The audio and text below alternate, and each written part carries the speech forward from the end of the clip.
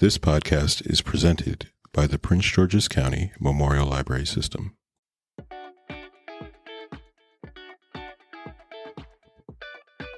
Hi, I'm Kelsey.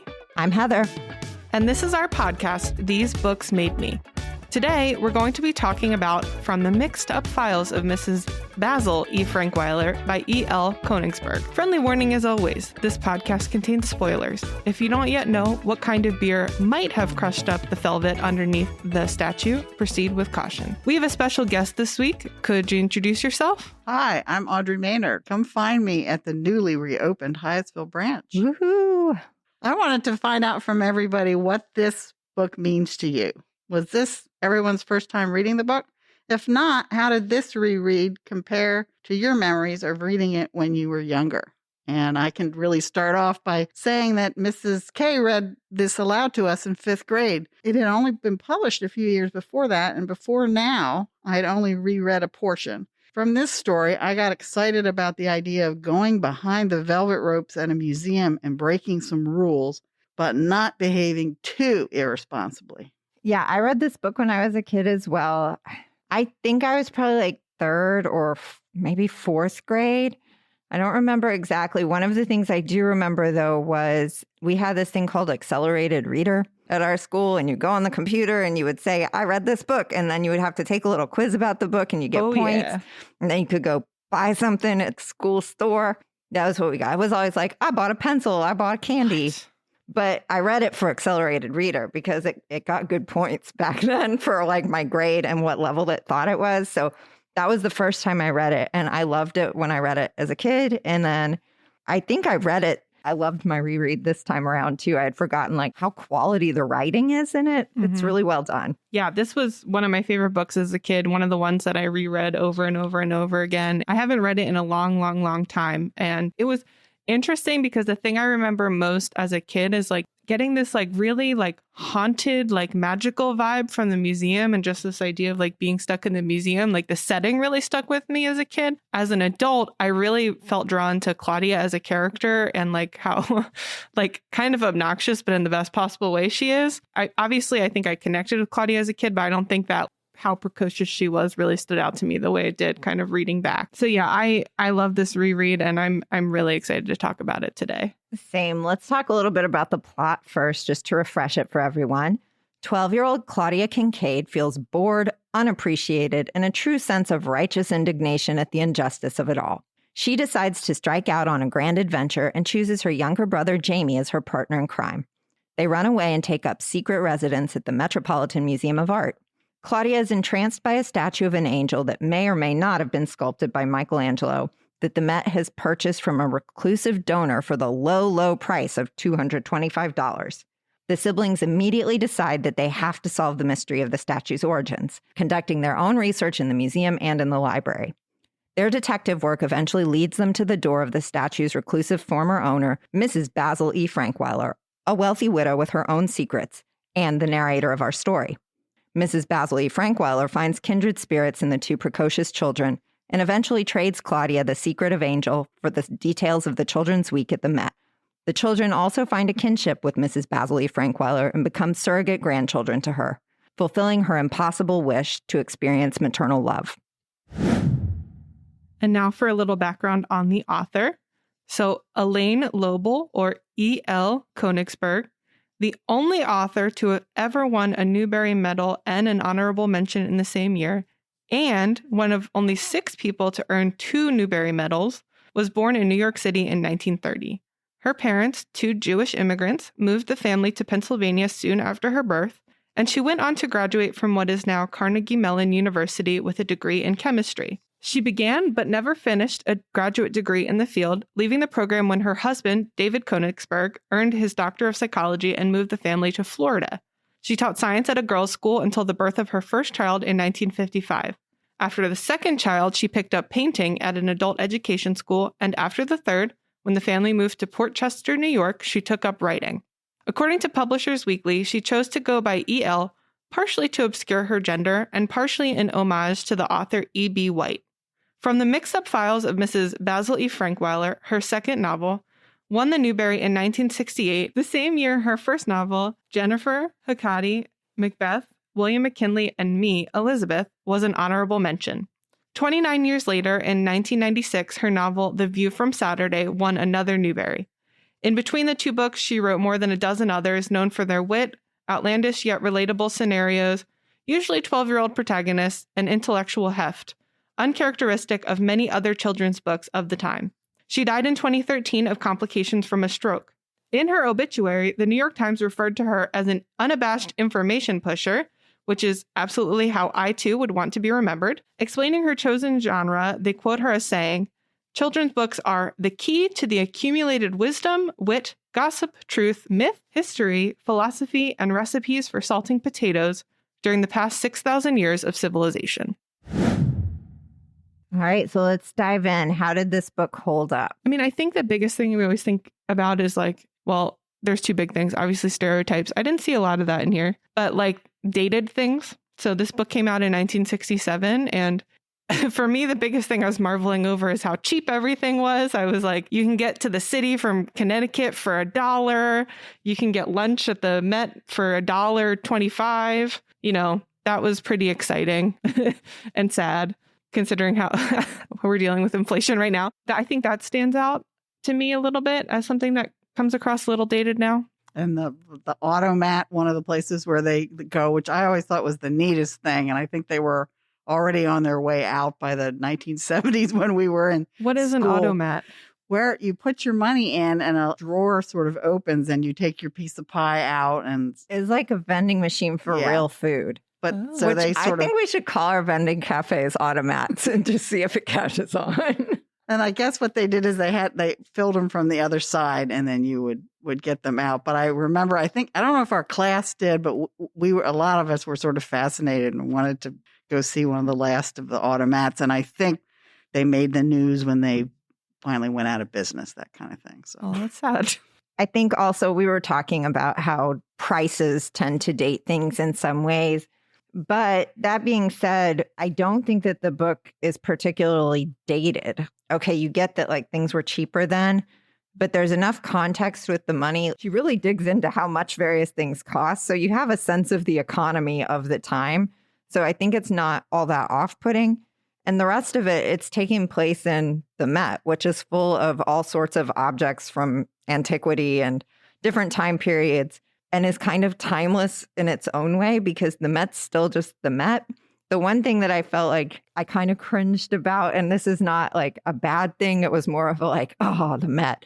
The Met was free, right? And so there's a whole section in the book where she talks about how everyone can go to the Met. You get people from Kansas, you get people from just walking in off the street, you get people from France. And the Met in our lifetimes has started requesting a donation Yep. when you visit. And that was very, I don't know, controversial at the time when they rolled that out because it had been such a bastion of you too can come to this place and see these great things from the great civilizations of the world and you can experience these things. And it was supposed to be like a leveler of sorts.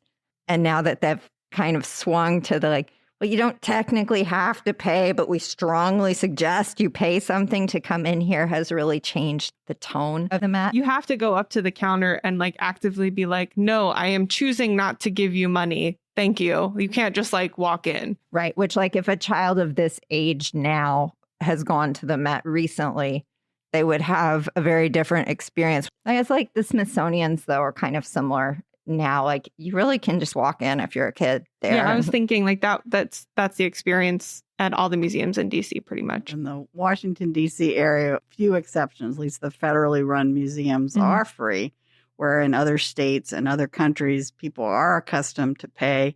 Right. So this quasi-donation halfway measure, some other people are like, well, this is about what I would expect to pay somewhere and be fine with it. But yes, anytime something had been free and part of the point was that everybody could experience it no matter what their income level is, it does make a big difference. Yeah. I did like that the public library is still very much as it is in the book. The kids go there, they get a librarian to help them locate resources for their quest to figure out who the sculptor of the statue is.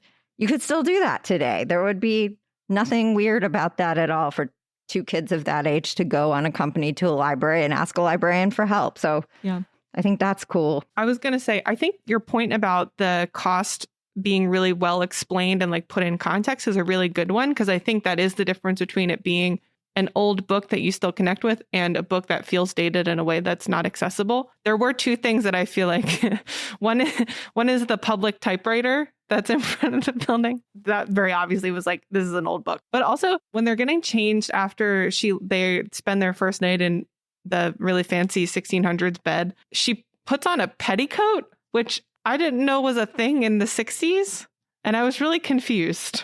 Kind of like a slip you might wear under a dress to make it hang I think right. petticoats have remained a thing for like nice dresses. Yeah, but I would call it a slip. And I would think back then that's what they would call it too. But I mean, I guess apparently not.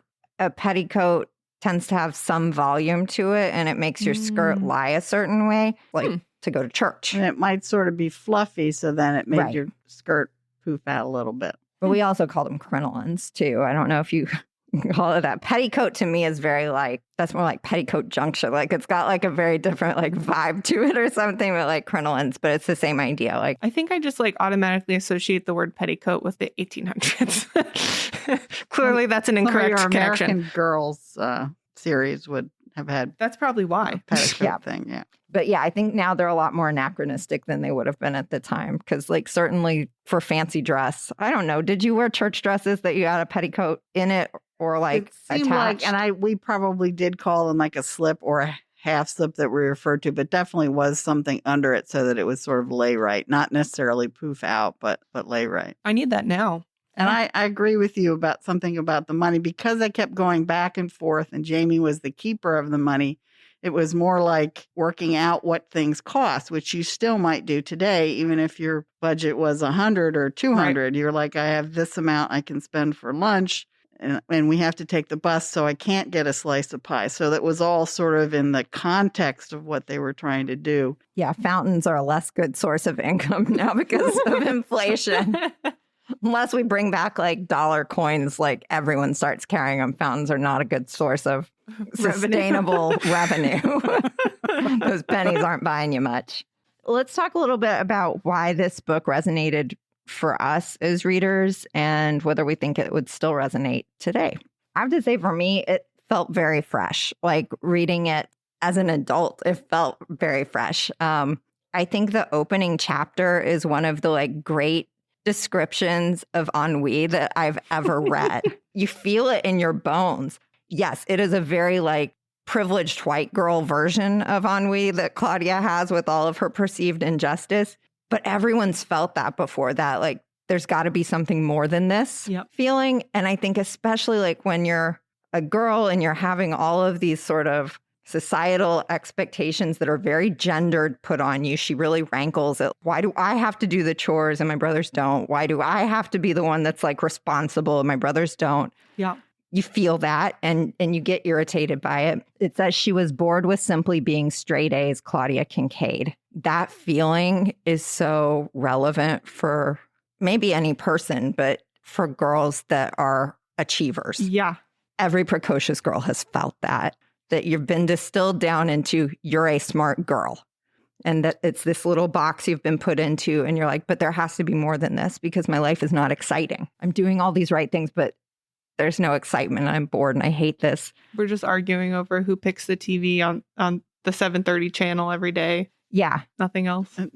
Breaking out of a routine that's been set up, whether you helped to set that up because you achieved all of these other things, but then where are the things that are sort of sideways things that are not that are different? You might be afraid to tackle something that you would fail at, but what other things are there that you could experience? Well, and what satisfaction are you getting from your achievements? Because at this age, okay, the A's are easy, right? Mm-hmm.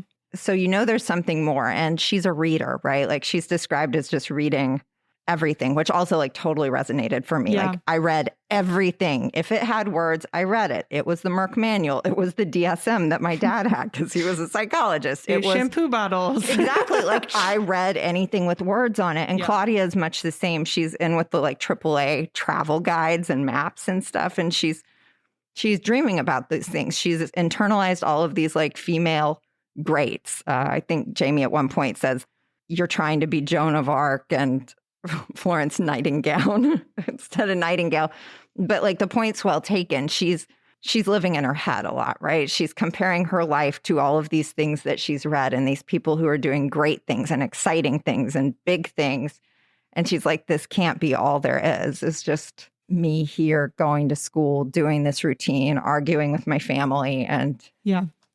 100%. I was the oldest girl in my family. I definitely think I resonated with all of the injustice of all the responsibilities and the pressure put on me and I'm achieving, but to what end? I think absolutely all those things. I also think that E.L. Konigsburg does a really good job capturing like the drama of the 12-year-old mind, like even just the harping on the word, like the injustice of it all. Like as a kid, you're like, yeah, things are unjust. This is not fair.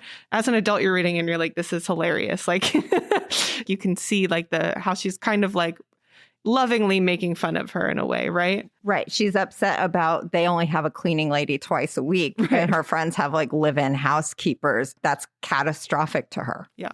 But it would be unknown to her, the idea that nobody had any help in her group or her bubble, where certainly plenty of people, parents were the help and went out and did that for somebody, and all the kids had to pitch in and do all of the kinds of things.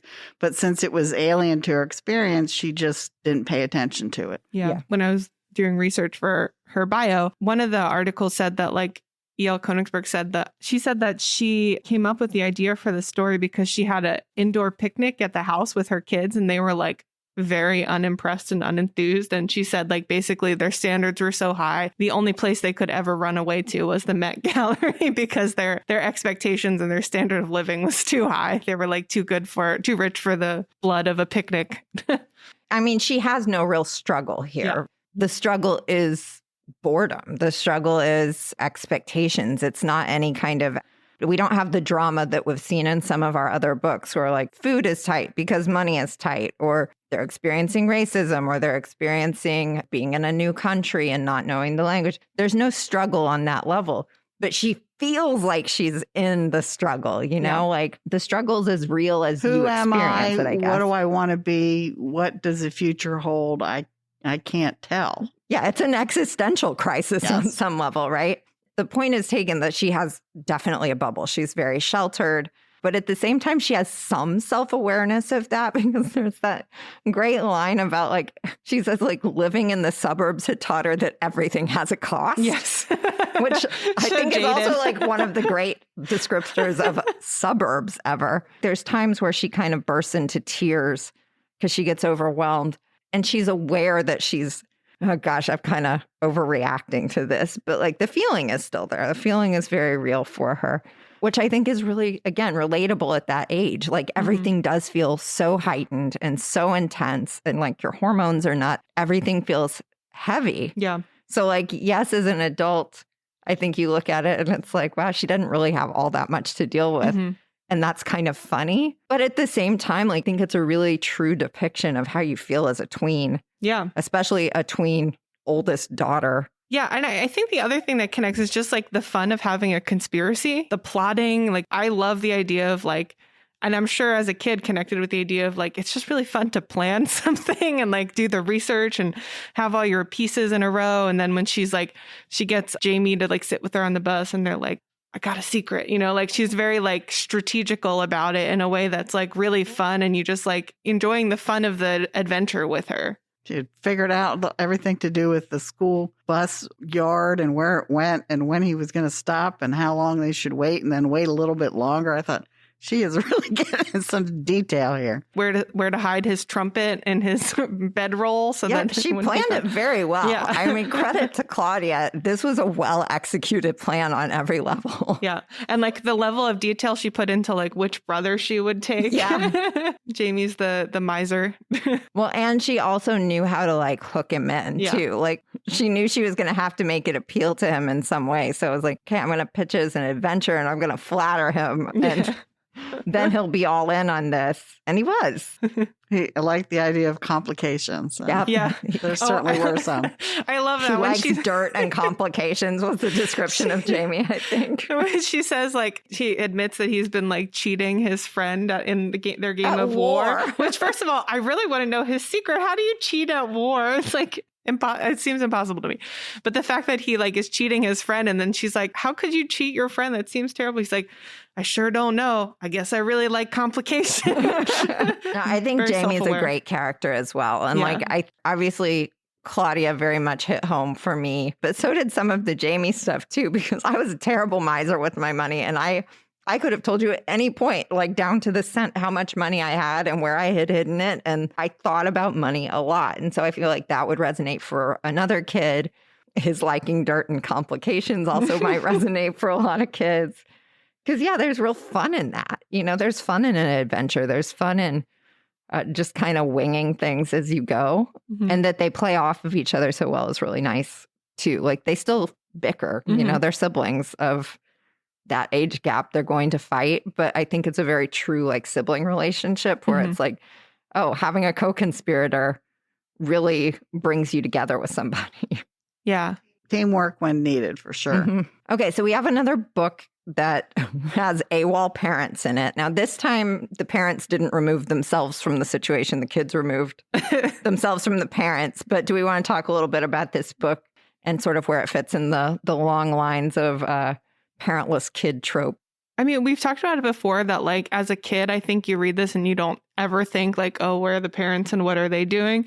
But as an adult, the whole time I couldn't help being like, their parents must be freaking out. Yeah. Like, they must be so stressed. And it almost made it a little hard for me to read because I was, like, so worried for them. Like, their kids have been missing for more than a week. They really are not seen at all. I mean, they should, everything that she talks about, she references them very briefly and mentions something about, oh, I wonder what my mom's thinking. Oh, she's freaking out. Yeah, they tell her, like, your mother must be frantic. I She's think like, at one "Oh, point, really?" Jamie asks her something about, like, what do you, or maybe it's Miss Frankweiler asks her about, like, what did you think about, like, what do you think your mother is doing? Well, to be honest, it hasn't really even She's like, I occurred sent to her a me. letter. Like, I told her not to worry. Sent her a letter, which she sent like right away. Yeah. And it's just been like a week since then. So it was just in some of these, you can tell on some books that are like that the parents are this sort of unseen kind of thing, or they precipitate something that gets the kid out of the house. And that they were just sort of absent. And even at the end where you might have seen this reunion, it's just, you have the testimony of the chauffeur taking the kids home.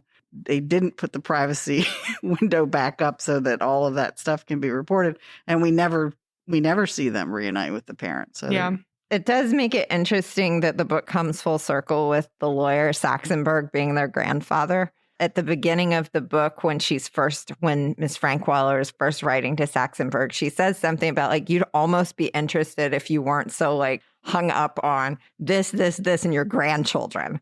And then at the end, when we find out, oh, that's because his grandchildren have been missing this whole time. It's like, What a twist. Miss Frankweiler really is the old lady version of Claudia. She didn't care what they were feeling either. I was thinking too, I guess two things. Like, one, I think thinking back to when this was written, kids did have a lot more independence back then. And I think that makes a lot of this book possible in a way that it wouldn't be as possible today. Like, they just were not as like surveilled and tracked as I think kids are now. It is, like, kind of interesting to think about how this book would be received now compared to at the time it was written. The level of autonomy the kids have in the book. Okay, you could still go to the public library. You could still technically go to the Met as a kid unaccompanied. But, like, going to buy a post office box, I feel like would probably set off a lot of, like, red flags for people today. And that's part of sort of helicopter parenting. It's also part of, like, we're constantly tracked. A kid who's 12 is going to have a cell phone, right? You have much better ways to track the kid than they did, where they're getting mail from her sporadically. And that would be a whole nother twist to the story. Like, she'd have to get rid of the cell phone so that they couldn't be tracked. Kids did have a lot more autonomy, and I think a lot more was put on kids at that age because certain things were considered to be safer. So it wasn't all that weird for kids to go and possibly rent a P.O. box. Maybe they were doing it for their parent. It wasn't as weird to see young children like grocery shopping. They're able to sort of fly under the radar and avoid detection by just piggybacking on like school groups and stuff, but they really don't have to do that much to avoid detection because they don't stand out that much. Right. And for them to go and eat breakfast or lunch of, 12 and 9, that's not. And then Jamie had that big elaborate thing about how the boiler had exploded. Claudia was like, that was really good. And he said, I came up with that one. I'm so glad to get a chance to use it. Which I thought was really funny because I would think Claudia would be mad at him that he came up with something so easily fact checked. But she was like, she was like so proud of him for having that story ready to go. Yeah, the going to the restaurant is really interesting because that's something that I did with my friends when I was Claudia's age. Like when we were in middle school, I would bike to my friend's house, and then there were like 4 or 5 of us, and we would bike into town and go to the Chili's because we were real high end, and we'd order the endless chips and a drink each, which sorry to the Chili's waitresses because we were the worst people ever now in retrospect. But we didn't know because we were like 11 or 12. No one ever was like, where are your parents? Or why are you here at this restaurant unaccompanied? And I think now people might be, where are your grown-ups? It just, that's a big cultural shift. I used to go off of school or off of some after-school thing, and I'd go to a place to get a hot dog and a drink while I waited for my mom to get off of her part-time job, and no one ever would have said a word to me, and I certainly was no more than about 12, so... Right. So let's talk about Claudia a little bit more. Claudia is clearly our heroine of this story. Is she a role model? Should we be asking the Harriet question? Is she a sociopath? No. I think Claudia is a much more sympathetic character personally than Harriet, because Harriet was just straight up mean on purpose. Claudia is more solipsistic at times, but I don't think it's ever pointedly cruel. It's more just she's forgotten her mom exists. Yeah, I mean, I think she's goal-oriented. She changes her goals when she achieves one. She and is ready to bargain with Mrs. Frankweiler to get the information that she needs. Yeah, I think she's a role model. Jamie is a role model, I guess, too. And they take care of each other, which I also think is a nice sibling relationship and something good to aspire to, getting along with your sibling well enough that you could be on the lam for a week together and have each other's backs like that. Yeah, that's extremely alien to me. Neither of my brothers and that would not have happened. So like as someone who was at that time and still to this day is kind of known as an obnoxious know-it-all, it's nice to have a nice obnoxious know-it-all character I could connect with, I think. But I do think you see her grow and like really kind of reflect on, why she did what she did, what it means to like be a kid in the world. Like that's some pretty deep stuff. And I think it's important to have a kid ask those big questions in a book and like trust that your tween readers will be interested in that and want to read about that. And like, I loved when she was talking about how their fiscal week starts on Wednesday. Yes, that was fantastic. She's very responsible. She's going to allow Jamie to escape the tyranny of shoes. I love her. She has a lot of good like one-liners, but I think it's nice to see a kid being kind of responsible and uptight. She's allowed to be that, and that's okay. I'm a little iffy about like glorifying running away from your house. So that's maybe not the most role model-y thing, but I don't think it portrays it as a total lark. It shows us a little bit of why she got to that point, that she felt that was a decision to make. And within her mind, sending the letter, going somewhere kind of safe and controlled like a museum. Right. Yeah, I think also she was able to put aside some of her impulses and instincts to be a good member of the team. Like she did not go splurge on the taxi cabs or the hot fudge sundae. She deferred to Jamie. She delegated well and said, okay, I know this is not my strength, so I will defer to you on the issues with the money and the budget, which I think is a good thing for kids to see teamwork. A sense of fairness, too, because it was mostly Jamie's money. It was his money. And almost all of it had was to his authorize everything. And I think that struck me more on this reread than in listening to it be read aloud so many years ago that yes, it was it. So, they each had their role to play and they deferred to each other and worked together. She also learns kind of how to be a person in the world. Like if you correct someone's grammar every time they talk, they're probably not going to want to talk to you anymore. And so I need to learn like how to like have civil,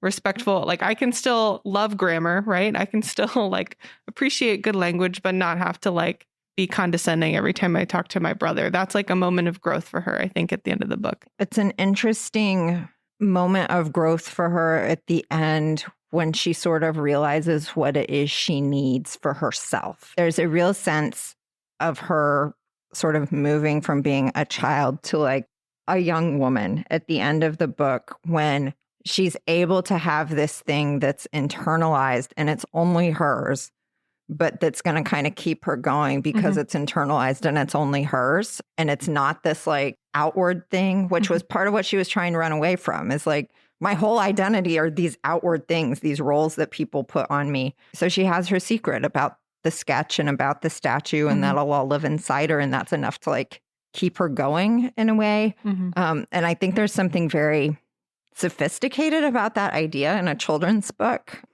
That bit of like knowing yourself and knowing what a thing says about you and being okay with that just being something that you hold and are motivated by, I think is an interesting take for a kid's book. And figuring out who to kind of let in and trust, because she really wants to like make this adventure, like she wants a tight control over it. Like she's planned everything, every piece is to her liking. She doesn't want to give up any information unless she absolutely has to. And she kind of learns that in order to get what she needs, she does have to put a little faith in Miss Frankweiler to be that resource that she needs to help her get there. She wouldn't have had that internal piece if she hadn't let someone else in. Here were two of the lines that I liked referencing what you're both saying, both towards the end and when she's met Mrs. Frankweiler.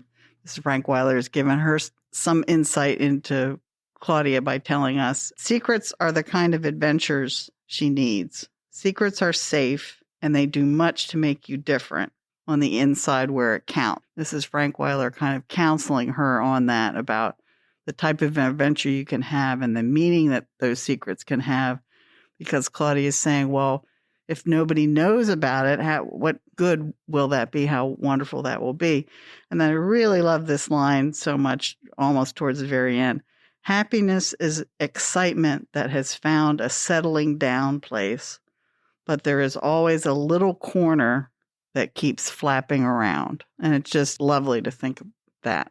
The book's really full of these very pithy quote. It's really well written. I would like to talk a little bit more about the writing style of the book, because I think it is pretty unique for the time. And I think it stands out in children's literature. There's so many moments like the quotes that is when Miss Frankweiler is saying the adventure is over, everything gets over, and nothing is ever enough. There's all of these things that just perfectly encapsulate a vibe or a feeling. Like, I think that's part of why the book resonates so well, is that even as an adult, you read some of these things and it's like, oh, I feel that one in my bones. You feel it. Like, it's really, really well wrought. We were talking about it being an epistolary style, which really was not common for children's literature at the time. And now it's extraordinarily common. Like, it's a very common device that's used. But I was looking back, I think that makes the book really interesting. It feels more grown up. When I was reading, I wrote down that it's the most exciting book about probate law I've ever read. Nice. But yeah, I've always loved epistolary style novels, and I wonder if part of it came from this. I do think it's interesting because you can kind of forget that it's epistolary, because she really only writes in like true letter form, like to Saxonburg at the beginning and the end. The middle kind of turns more into a story, and you kind of forget until you have those little kind of asides like, Saxonburg, I must explain to you the restaurant at the cafe because I know you're too dull to understand, or something, you know? Yeah, and I think I had forgotten that was really how it was framed, because in my mind, the story unspooled, and Claudia told us some and Jamie told us some. And I get to the end, I'm like, oh, that's right. They're kind of like saying all of this into the tape recorder. So then I guess I had forgotten it. And some epistolary novels now have, multiple letters back and forth. And that's part of the story, that you've got each person writing to each other, or maybe there's a third person involved, where this one really extends, pretty much the old way. It has the asides to remind you of it, but not insistently every couple seconds. It doesn't talk to you the way Lemony Snicket will break the wall and talk to you or say, dear reader, or things like that. Yeah. As someone who really loved Lemony Snicket's work, I feel like this probably primed me well for that as a reader. I was thinking how much The Westing Game owes to this book, and we'll tackle The Westing Game at another date. Soon. But yeah, and I think that it owes a lot to this book as well. But it really does feel like this book was doing something new as a children's book. There's also the letters within the letters, essentially, because you have Claudia's letter to the Met and then the Met's letter back. And then they're so just dejected. And Claudia's like, it's just way worse to get a polite rejection letter than if they had been rude and I could just be mad about that. It hurts more when they're nice about it. And that's really true too. But at least I looked at that, at least they bothered to explain. Yeah. Because sometimes you get this kind of thing and they're like, no, we know all about it. I guess, but don't you also see it from the point if you apply for a job and then they send you this we're sorry, you were a great candidate, but we've decided on somebody else. We're sorry to not be able to offer it to you. That hurts a lot worse than if they never call you back or something, you're like, well, I wouldn't have wanted to work there anyway. Yeah. It's back and 100%. Or I think that some people say it's even worse when they tell you why they didn't pick you or why they picked someone else. So that's kind of, I guess, the feeling that she got with this letter back. Well, and you can imagine she probably feels a little stupid, right? They were like, oh, we uncovered this great secret. And the Met's kind of yeah, we knew that already. Well, it's interesting, too, that she and Jamie have such opposite reactions. Jamie's like, this is cool. They treat us like adults and they wrote us this letter back. And look, we did all these things that the grown-ups are doing. And Claudia is very much no, they're just telling us we're not special. The polarity of their responses to that are a really nice illustration of their personalities. The other quote that I saw from Konigsburg is she said that the reason she writes 12-year-olds is this idea that you both want to be in your very core, special and unique, and also want to be the same as everyone else. And her kind of mission as a writer is to explore the distance between those two ideas and how you reconcile them in one person. And I think you see that so much in Claudia, as we've already kind of talked about. This one also, we talked a little bit in our prep about the death by Newbery trope, which I don't know if somebody wants to explain that, but this one does not fall into that trap. Nobody dies in this book. No animals die in this book. There's not really any tragedy in this book at all. They have a very successful adventure. And no villains. There's no against. bad guys. It's just two kids that go on this madcap adventure and live in the Met for a week. More or less a happy ending for everyone. I guess we don't see what happens when they get home. I'm sure that family's going to need really intensive therapy after this because... Well, it's funny because you could flip the story and it could be about what's her brother's name? Sam and Kevin, dealing with their siblings being missing. And then that would be prime Death by Newbery content, right? But we're just seeing the other side of the story. Yeah. I thought Death by Newbery, I thought it was saying that when you get a Newbery Award, people don't want to read your book anymore. Because I know there's a thing where a lot of people are don't agree with the Newbery Medal or don't feel that it selects. I think there's been real works. validity to the idea that Newberys often are books that adults like for kids, but they are not books that kids like. So yeah, I think that exists too. I don't know if there's a name for that. I feel that way about Prince Award for teen books. Every book a reader, as Midwinter's they say. Blood. If it's going to win a medal, the most prestigious award that we have in our field, one of the most prestigious awards we have in our field, you want it to be life-changing book. The way to pick a life-changing book is to have something life-changing happen in the book, right? That's not true, but that's the mindset. So I think it is cool that a book that where really nothing of significance happens and it's kind of funny and it's not of grand consequence in the grander scheme of their lives. It's not a tragedy. Yeah. I mean, so many of the books that win Newberys are about tragedy or struggle. And there's, like we said, there's not really a lot of struggle in this. Yeah. Claudia perceives a struggle for herself and her struggle is real, but it's nothing horrible. She's fighting ennui, not fighting racism or a terminal illness or the death of a parent. Like none of these things that are typical Newbery bait are present in this one, which is refreshing. It's like the universal struggle of being a teen that Simple Plan talked about. Mm-hmm. I'm just a kid and life is a nightmare. So Claudia says in the book they have an advantage that most people don't have to solve the mystery, which is they live with the statue. And when you live with someone, you get to know them. Like that's the best way to get to know someone, which I think is a very funny way of thinking about it. So I guess it is the idea of the museum as a place to kind of just casually be versus it being created as built up as this like learning experience, and kind of the different way they're able to see the museum when they sleep in the bed or take baths in the fountain or they want to hug the statue. Like, how is this a different lens of like looking at and understanding what it means to appreciate art and history, I think is interesting. That is interesting, especially because it does run alongside. Though this one bothered me a little bit. So Jamie's class comes to the Met on a field trip while they're there. It seems like he should have mentioned that. Like, He probably should have hey, known. Claude, we were going to come to the Met anyways this week. There's my class. Jamie is not the kind of kid who thinks ahead on his schedule. No, like he that. clearly didn't with this one. But it is interesting. You have the classmates' experience of standing in line and they're making fun of the one girl and saying she looks like the pharaoh. And then the other kid's like punching the other one. Their experience on their field trip is very different than the experience that Claudia and Jamie are having, where it's this idea that the structured thing that the school takes you on, you don't really get that much out of. It's just, oh, it's different than a school day.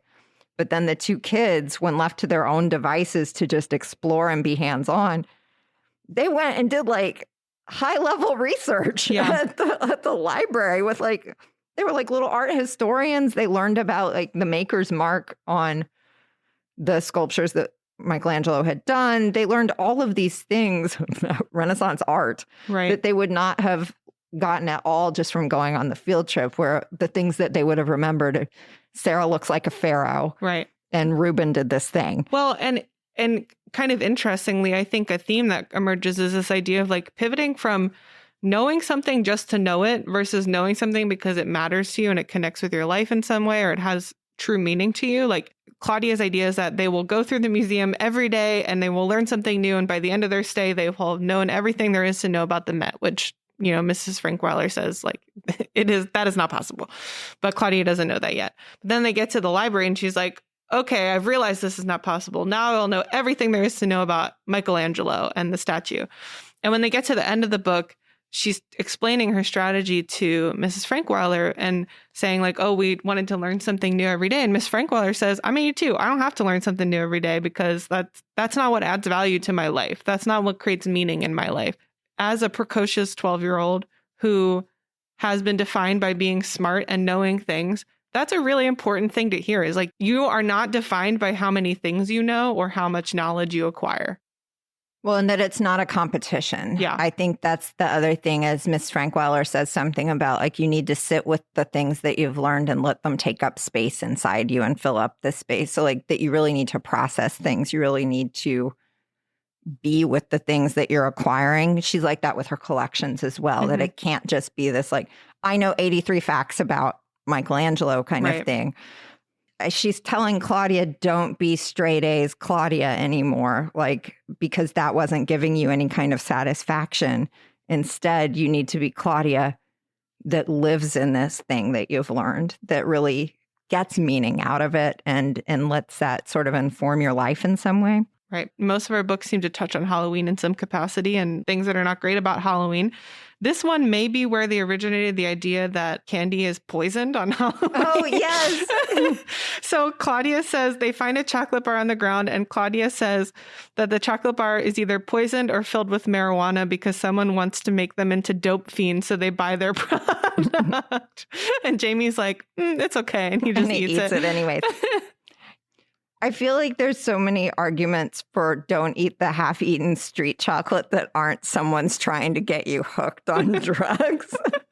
I mean, I think his argument, it was like an unopened package, but somehow she was like thinking somebody's going to do a tiny little thin needle. Yeah, it's always the syringe. Poison in it, some little syringe.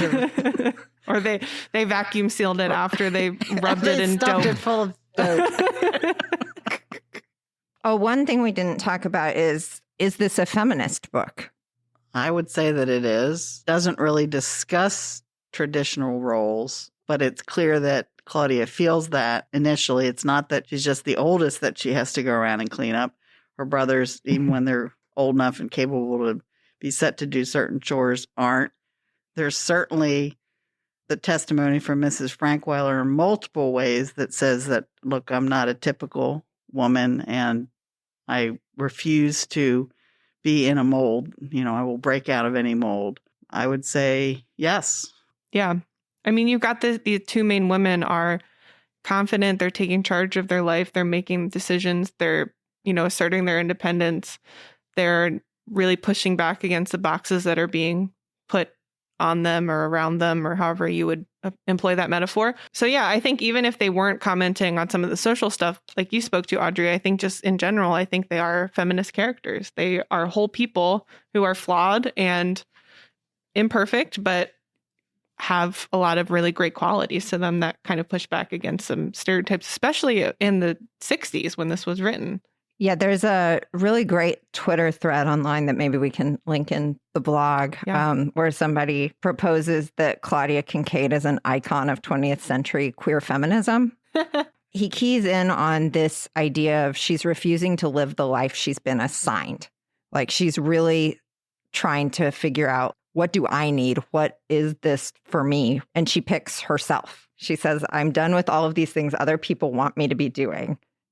I can't take it anymore. I'm going to go live at the Met. And then Miss Frankweiler, I think, is the adult version of a Claudia. Like, yes, she's a little eccentric, but she's lived a very fulfilling life. And you get the sense that at 82, she's quite satisfied with the way things have worked out. And that's been sort of a rejection of the things that other people want. Other people want to come into her house and see all of these things that she has. And she's like, no, they're for me. She only lets the kids in. Mm-hmm. Yeah, I think there's a strong sense of feminism here. And even a little bit of discussion of like beauty standards and how you should or could look. And Mrs. Frankweiler's rejected all of yes. That scene is great. When she brings the mirror, she's like, Jamie comments on her appearance and she makes her... Well, he said her butler. She's like, I don't look that bad, do I? Or something. And he's like, oh, no. I'm not scared of you. I've seen a lot worse looking things. Yeah, that's it. And she like makes them all just like, I just picture them like quietly sitting there while they like wait for the mirror. And then she gets the mirror and they're all just quietly sitting there, and just like how awkward that must have been for them, and how like totally undisturbed she is by like pausing the whole situation just to like look at herself in the mirror. But again, that is very like, it's very much Claudia. Yeah. Because Claudia pauses everyone's dinner and everything in this stranger's house because she's like, I really want to take a bath in that cool bathtub. Yeah. And she just does it. She takes like an hour-long bath. Yeah. Yeah, I think it's this very like knowing yourself and being okay in yourself. And people just deal with it. And serving macaroni and cheese casserole with the French thing for lunch. That's fine. I like she's like, I like macaroni and cheese. We're having it. Yeah. Claudia's like, well, all right. Each episode, our luminous literarian Hawa will provide miscellany and insights from our book. It's time for Hawa's Headspace.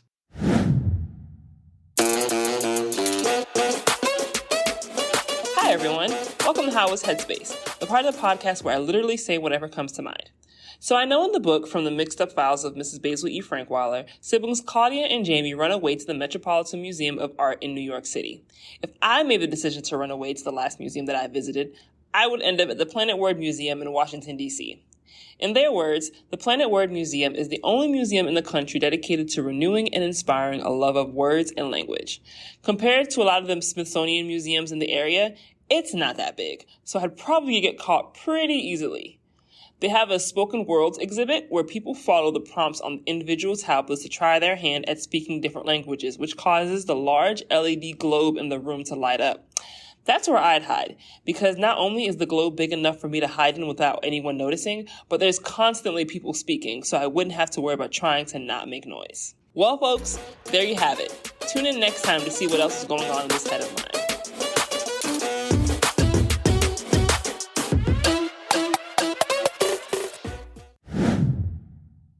Now let's talk to someone who actually knows something about one of the main topics covered in this book, the Newbery Award. Hi, everyone. I'm Pam Hamlin, and I'm the Family Literacy Specialist with the Prince George's County Memorial Library System.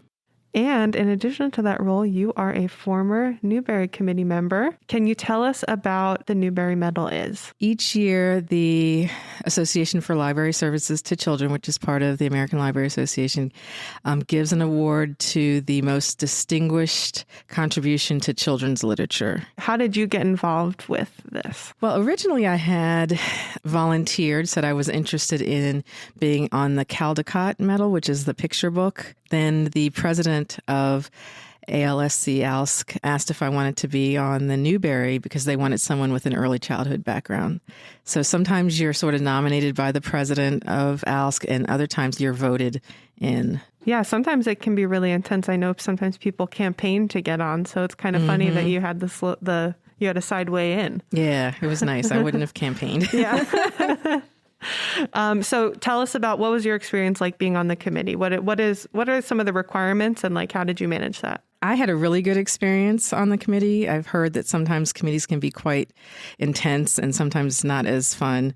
I had a great group. You're required to read hundreds of books over the year and take notes on them and be prepared to sort of push forward the ones you think have more merit than others and be prepared to write, a little summary, sort of defending the criteria. And reread books and defend them. Sort of, you're like defending them when we finally got together for in-person deliberations about why you thought this book warranted the award. I remember when you were in the midst of this, you would tell me about how boxes of books would just show up at your front door and pile up around your house. How did you get yourself to stay on top of reading as much as you had to be part of the committee? How'd you pace that out? First, I sort of put everything in alphabetical order in these boxes. And I just set aside a time to read every night, every day, 8 o'clock. I knew 8 o'clock on would be my reading time. Yeah. And I think I remember you telling me that sometimes you'd know pretty soon on if this was or wasn't going to be a good fit. So kind of giving yourself permission to keep going or move on. I wanted to read as much as possible at first so that I could sort of see what met the criteria, what was good. And then as time went on, you sort of know, okay, well, this is a good book, but it's not up there sort of with the top ones that I've been looking at. So, and sometimes you didn't want to put them down, but then you had to realize there was time involved. So it was hard to pick and choose. And sometimes you didn't, maybe a book someone had put forward as a good read and you didn't like it.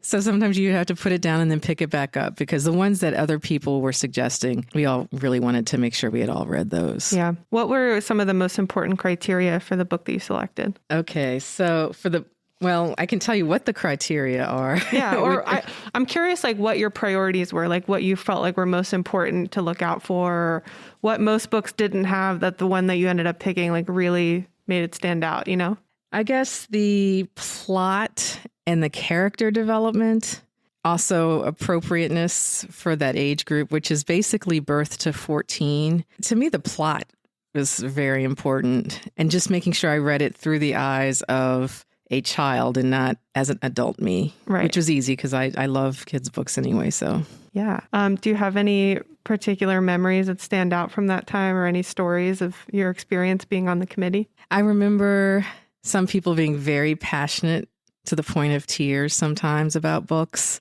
which was new to me. I just had a great group of people. It was a great diverse group of people as far as background, whether they were public or private or school or academic librarians or professors, and just hearing the different perspectives because some of them I would have never thought about. So that was really cool. And just sort of made friends. We still try to meet each other at different ALAs and we send each other emails. I don't know. I just had a really good experience. exposed to so many different books. I tell you, I learned more that year about all different things than I could say I learned in certain years of school, and just the people. That's awesome. So can you tell us which book you ended up selecting with your committee? And if you could please relay the story of how you let the author know she won. Okay. So we had obviously one winner, and it was Mercy Suarez Changes Gears by Meg Medina. And we had 2 honor books, The Night Diary by Vera Haranandani. And we also had The Book of Boy. That was the other honor book by Catherine Gilbert Murdoch. And so you get to call them, and it was very awesome. But you call them really early in the morning. So we were trying to call Meg Medina, and no one answers. So it's like 6:30, I think. It might have even been, maybe not, because we were on the West Coast when we were calling, but it was still early in the morning on a Monday. And we called like 2 or 3 times, no answer. And she finally picked up and said she didn't think she was going to win. And I guess sometimes they called in the evenings and she hadn't heard anything. So she had gone either walking or to the gym or something and had come back in. And she broke down crying, and we all were crying. And it was just a really neat experience. Yeah. Love that. We were worried a little bit, like, how are we going to contact her? Got to let her know before it's like public national news. Right. Would you ever do it again? I said if I did it again, I would do it after I retired, because it was a lot of time and you want to give it the time it deserves. But I sort of don't want to do it because I had such a good experience, and I'm wondering if I get another group and it just isn't the same. I don't want it tainted. So right now, I think I would do maybe another award that wasn't so intense. Mm-hmm. But I definitely recommend people trying to get on it because it was great. Yeah. Anything else you want to share? Try to read some of the Newbery books if you haven't. There's some great ones, especially the last couple of years. I always try to read them now. Do you have a favorite? I read How to Trap a Tiger, which was, I think, last year. But yeah, I'm always trying to read them now. I may not have read them. I remember picking them when I was a kid because I saw the sticker, and sometimes they were great and sometimes they weren't. But I try to read all the new ones now. Awesome. Well, thank you so much for joining me today. I appreciate it. Thanks for having me.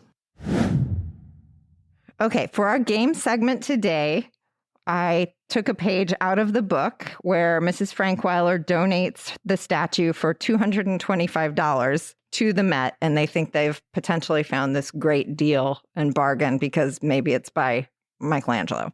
I'm going to have you look at some images that I found, and we'll have a miniature auction between the two of you. Some of these items are great and worth a great deal of money. Some of them are more like garage sale items and not worth a great deal of money. So at the end of the game, we'll see who has come out best in terms of their auction purchases. Each of you has $1,000 to spend. Okay. Our game is called Bargain Hunters, a speculative art and antiquities auction game. Wow. So trademark pending.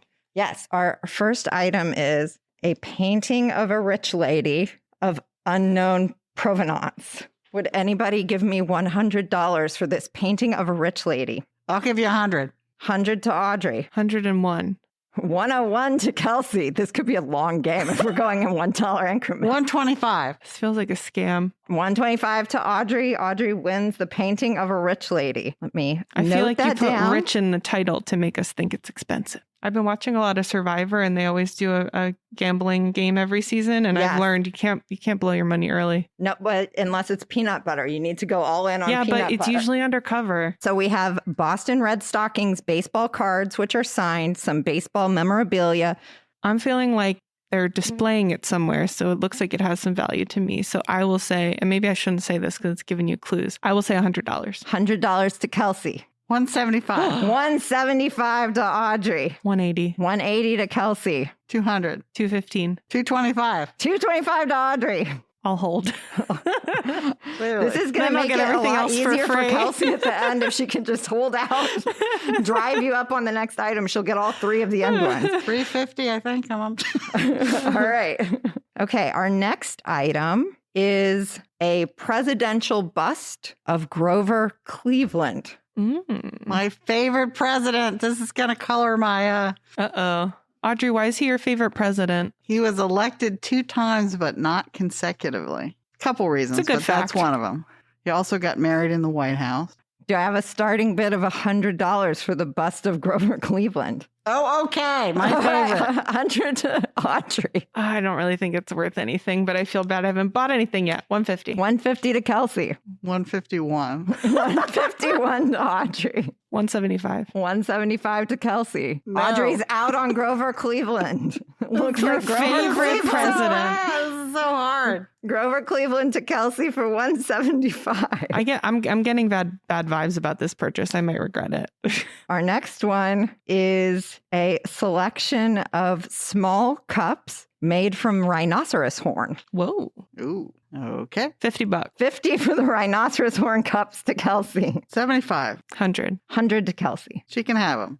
All right. I can have 'em? $100 for Kelsey gets the rhinoceros horn cup. We're going to have to bet big on our last ones. We both have a lot of money left. Yeah, you guys might have to go big or go home on the next ones. We've got 2 more items left. Let's see. This one is perhaps a vase or a ceramic receptacle of some sort with some abstract looking faces on it. It's a porcelain trash can. $200. Whoa. $200 for the face vase. Face. $300. 300 to Kelsey for the face vase. $350. 400. 400 to Kelsey for the face vase. $450. You're giving her the face I'm vase for giving her the face $450. vase. All right. It's probably worth $35. All right. And our final item. I don't think I have much money, so I'll just say I'll bet all my remaining money. How much do I have left? This one is very spot on for our book. It is a donated sculpture. Ah. Mysterious. So a sculpture that had been sitting in a school for a while that had been donated by an eccentric owner. Uh-oh. Or a liar. That is or not what something I like was that. expecting. A small, round liar. Ugh, okay. I don't want this, but I feel like I should buy it. Kelsey gets the donated sculpture unless she's refusing it on principle. I'll take it. How much am I buying it for? So I bought it for $205. 201 or something. 201. Yeah. Okay. I just want to know how much I have left in case I need it to cover. That might make up the to help me ground. win. Yeah. All right. So Painting of a Rich Lady, Audrey paid $125. Its estimated price was $700,000. Okay. The baseball memorabilia. Someone had tried to buy it from her for $5,000. She had it because her family had run a boarding house in which the team had stayed. The estimated value at auction was $1 million. Audrey spent $225 on it. All right. Our bust of Grover Cleveland actually belongs to Mo Rocca. He spent not much different from what you spent, Kelsey. You spent $175. He spent $150. It is worth $200 and was apparently not actually Grover Cleveland. No, but I profited, yes? Yes, you did. You came out $25 ahead. The horn cups sold to Kelsey for $100. The appraisal on it was $1 million, but they actually sold for only $182,000 at auction. So you came out with a big profit, but not what. Darn. So what do I get? 100. So you $182,000 and you spent $100 on it. Illegal rhinoceros horn is just hard to not move. an easy thing to sell these days. The face vase was purchased by the owner for $300. Audrey spent $450 on it. It was initially appraised as a Picasso. It was not a Picasso and ended up being worth about $2,000. It was made by a girl in Oregon for a high school project. And she saw it on the show and was like, wait, I did that. But also, she got $2,000 for it. Or Well, I guess No, she someone didn't. after. The guy that bought it did. She didn't get It was anything like at a for yard it. sale or That's something, frigged up. probably. It ended up in garage sales a yard when her sale. parents like got rid of it. It's got to be good to feel. It looked nice, but not necessarily. Yeah, so not a huge profit on that one. All right, the donated sculpture. Kelsey spent $201 on it. It ended up being, I guess, a very excellent example of work by a famous artist, and it sold for $981,000. Uh-huh. I didn't even want it. All right, so Audrey came out with $1,702,000 worth of gear in the auction. How about you, Kelsey? I got All right. And Kelsey came in with $1,163,200. So a profitable day for both ladies. I'm disappointed. Audrey did come out ahead. No. Wait, add my extra 500 that I had left. True. So that's $1,163,700 for Kelsey. I will say, I knew those baseball cards are going to be worth a lot. I should have fought harder. Okay, each episode we ask whether our book passes the Bechdel test. The Bechdel test asks whether a work features two female characters who talk to each other about something that doesn't involve men or boys. Now, Claudia does spend a lot of time talking about Michelangelo as the putative sculpture of Angel, but she does talk to Mrs. Frankweiler about herself. Yeah, I think this is a barely pass one because she's talking with Jamie for most of the book. So none of that counts. Right. So it's only when she's talking to Mrs. Frankweiler. Low pass, but I'm not upset about it. I'm not either. It's just the nature of the book. And the test really is meant for really egregious examples of it is. Well, and this have. one's a little weird because it's epistolary. So like technically Mrs. Frankweiler's talking to us the whole time, right? Yeah, and I'm a girl. And I'm a girl. And she's narrating a story that involves a girl to us. That's it for this episode of These Books Made Me. Join us next time when we'll discuss a book in which a girl's mom sews through her tears. If you think you know which book we're tackling next, drop us a tweet. We're at PGCMLS on Twitter and hashtag These Books Made Me.